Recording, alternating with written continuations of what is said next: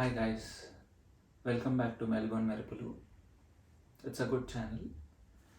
I've actually posted a video in May 2019 requesting you all to ask me in comments if you have any questions.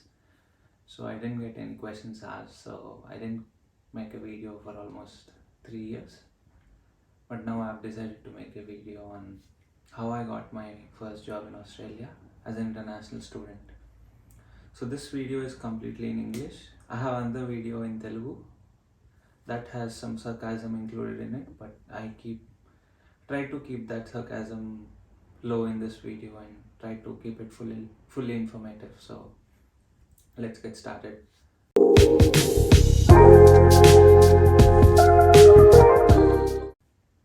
First thing, a little bit background about me. I'm an international student from India who completed masters from Monash University in Masters of Data Science. So I graduated in December 2020. It was a peak COVID time and I was on student visa. So in Australia, one question you always hear when you apply for interviews or uh, go for interviews or apply for jobs is, do you have PR? So that question haunts every international student always.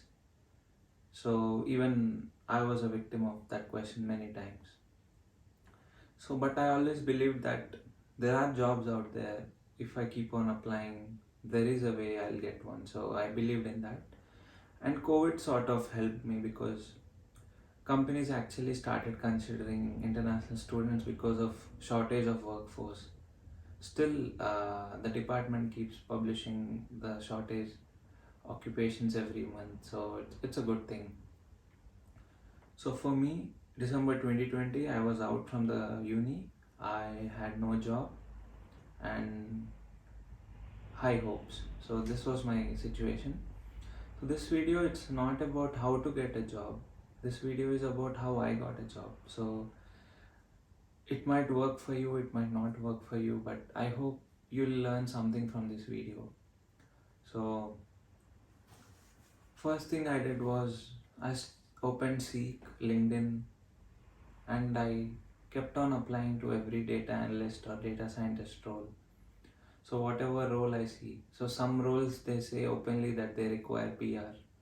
Still foolishly I used to apply for those roles as well, thinking that okay, let it be, they might consider. But after applying for many jobs, almost in 200-300 jobs, I got to know that the rejection is also at a very high rate.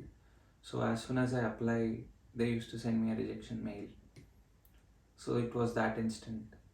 So I got to know that when someone said that they require PR, don't apply for that job. Because what happens for these big companies is like once you get rejected by the ATS, you can't apply for next 6 months or 12 months. So you're actually cutting down your opportunities. But some companies don't put that in the ad that they require PR. So you're good to apply for those companies. So what I realized was, firstly, I need a good LinkedIn profile because here they use LinkedIn a lot. All the recruiters, they want you to connect with them on LinkedIn. So first thing I did was I polished my LinkedIn and resume. I used Monash classes where they help you how to make a cover letter, how to make a killer profile. So those things helped me a bit. So once I had my LinkedIn profile ready, I again used to apply for many jobs, but the rejections are also high. Then I realized I have to change something in my resume, and that is I have to showcase more projects in my resume rather than showcasing the courses or the things I know. So what I did was I put all my projects, assignments which I did during my course into a GitHub repo and published it online, and I used to put that on my resume as well. And the second thing I did was I used to do research on the companies which I'm applying, So a bit of background research always helps. So I used to research what they are doing, and if I'm having any role, I used to contact uh, with particular people in that role. For instance, if I'm applying for data analyst role, I would see if any other data analysts are there in that company before my interview and actually try to connect with them. So once what had happened was actually one of my other interviews where I connected with a person and he actually shared some tips before the interview. I didn't crack that interview, but it helped me to think how questions are asked. So that was a good thing. Next, what I did was I used to send an invite to each of the professionals whom I admire or I find their profile interesting.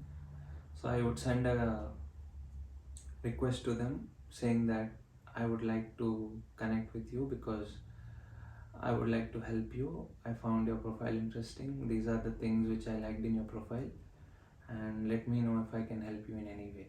So I used to believe that if I say this, let me help you in any way statement in my request, I won't sound selfish, and it's like I actually care for the other person's work as well. Because it was a peak COVID time, there were no actually peak catch ups going on, or you can't meet people in person. But that helped me. Like some people got back to me and actually got my interview in that way. So the company where I'm currently working, a manager reached out to me saying that they liked my profile and they would allow to have me for interview. Because I was preparing for interviews almost from Jan till April, I was preparing, seeing a lot of YouTube videos, and have my concepts at my fingertips. So when I went to the interview, it was easy for me. It was not a cakewalk, but it was easy. I could answer most of the questions. So they tested my skills, my coding abilities, also how I do, uh, how I demonstrated my learning. So it was a good experience for me, and they were happy with the progress. So they offered me a job. So what I suggest you is there are a number of ways out there to get a job. So I got job because I followed these things, but I might get for other reasons as well. So